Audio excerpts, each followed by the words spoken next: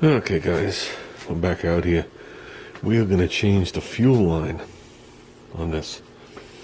Okay, so first thing, obviously, you make sure there's no fuel in there, which I did. We're going to pull this cover off to give us access to the fuel line, and then we'll see if we could sneak it through and not have to take the cover off. We're about to find out. Okay, the fuel line runs here, behind the cover, into some bracket, comes out and goes up right to the fuel tank. So we're going to move the snowblower over, and I'm going to see if I can slide it out and slip a new one in. If not, we got to take the cover off, which I'm trying to avoid, because on these engines you have to loosen the head bolts. Then there's always a chance that gasket's going to blow out. So see what we got. Okay, I took off the original fuel line, which was sitting here a second ago. Don't know what I did with it. And I measured the nipple off the tank, and it was 5/16. Here it is. Never took the fuel line with me, so I brought home 5/16 fuel line, and to my surprise, obviously the outer wall was a little wider, so that made it a challenge slipping it through. And it went on here, and it just slipped on. Not massive, but it just slipped on, so I put a clamp around it. I'm going to switch out fuel lines. It went on here. It just went on dink, dink, dink, and I put one of the squeeze clamps on it.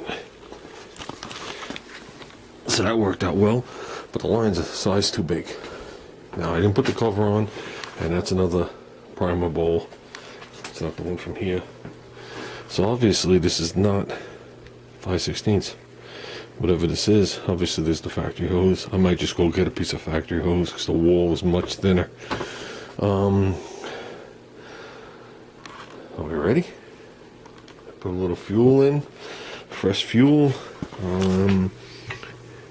Here's the choke knob. We got the cover off. Okay, so we'll fully choke it. I'll just whack it twice. That's off. Just put it on the lowest speed, and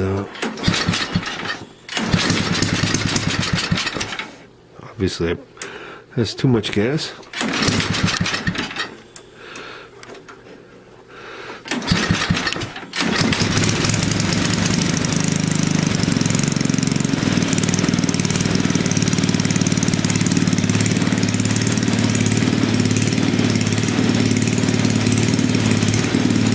Right out of the box. Gotta move all this junk.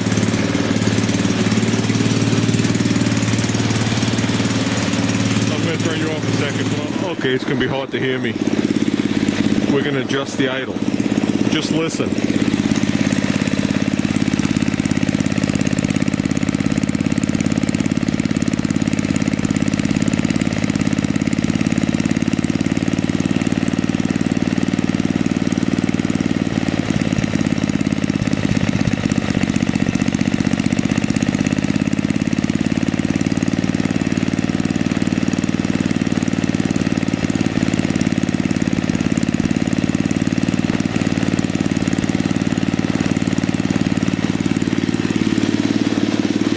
Adjust the high speed. That's the screw on the bottom.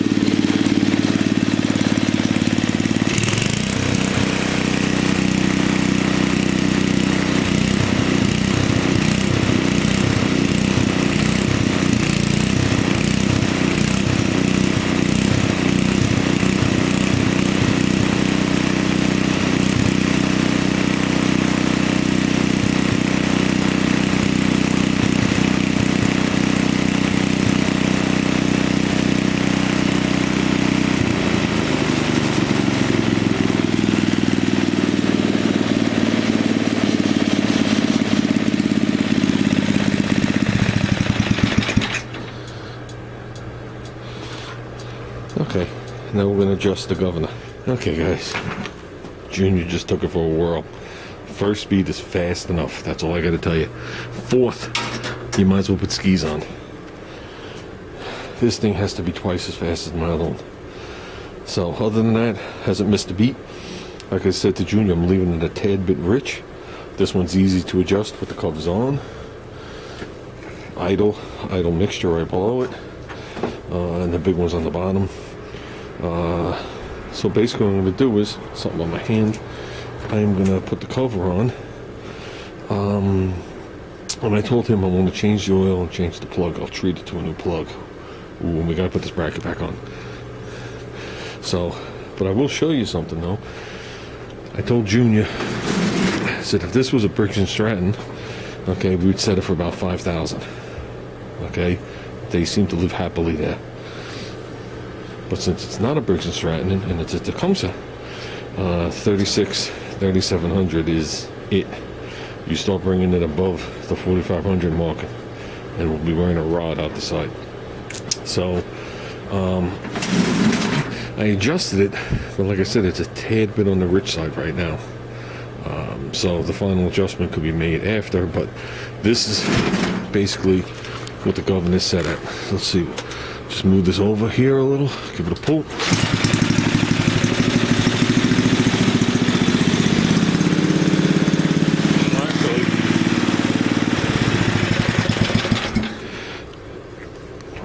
Whatever I got on my hand, I keep getting on everything. This is what we're using. You guys have seen me use this before. The box is right here if anybody wants to buy one. Okay. There's an actual part number. They call it tachometer. Made in Germany. And basically you adjust it to what you need. Okay, in this case right here, we have it at 3700 RPM. And you'll see this wire. You'll know when you hit the sweet spot. And that's how you adjust it. Everything deals with harmonics. So let's start it up and I'll try and film it.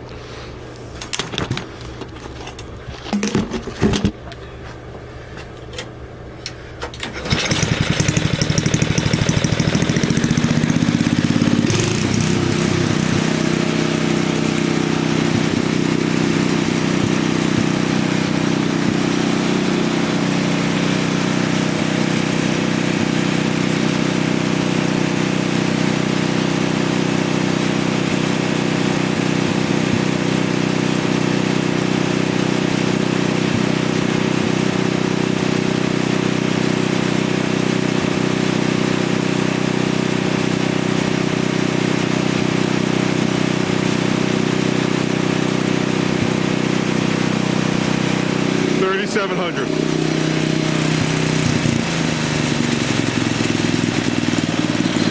Let's see what the idle's at.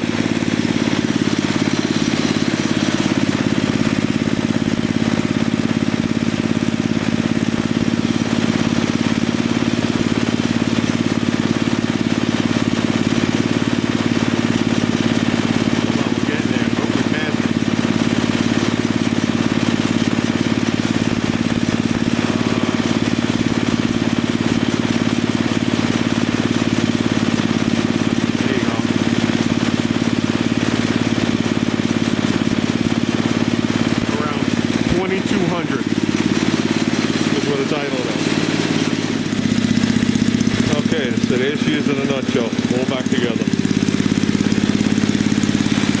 The key works, or this works. This rod's back on, and she's good to go.